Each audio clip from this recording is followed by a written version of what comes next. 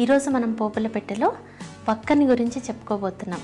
అయితే పోకలు వక్క మనం ఏది పిలిచినా ఇలాంటి వస్తువు.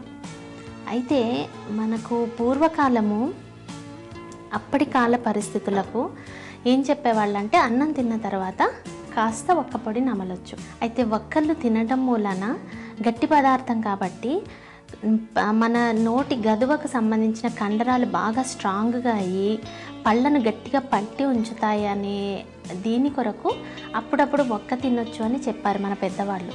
కానీ ఈ మధ్య కాలంలో మనం తీసుకునే ఆహారం మూలంగా కానీ చాలా రకాలైనటువంటి పొల్యూటెడ్ ఆహారాన్ని మనం తింటూ ఉన్నాము.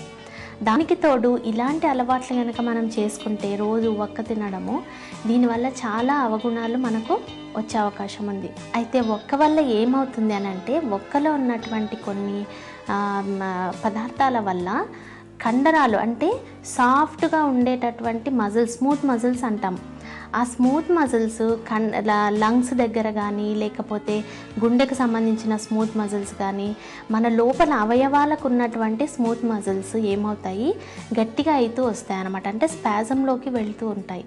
అంటే కొన్ని కండరాలు వక్క తినే అలవాటు కనుక ఉన్న వాళ్లకు కొన్ని రోజుల తర్వాత ఆ కండరాల ఫైబర్స్ డెత్ అవుతూ వస్తాయి.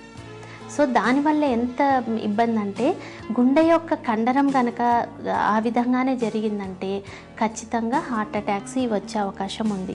ఇదే కాకుండా లంగ్స్లో జరిగినట్టయితే లంగ్స్ చాలా మటుకు చచ్చుబడిపోయి వాటి వల్ల మనకు ఊపిరితిత్తుల సమస్యలు చాలా తలెత్తుతాయి. ఇదే కాకుండా ఇది ఎక్కడ కనుక వెళ్ళి మన అవయవాలను ఇబ్బంది పెడుతుందో ప్రతి ఆ అవయవము తప్పకుండా డిసీజ్కి కారణం అయిపోతుంది. అయితే వక్కను మనము ఒకవేళ బాగా అలవాటు అయిపోయి అడిక్ట్ అయిపోయి వక్క లేకుంటే ఉండలేను అనే వాళ్ళకు మాత్రము మీరు వక్క మానేస్తూ ఈ చిన్న చిట్కాను ట్రై చేయండి.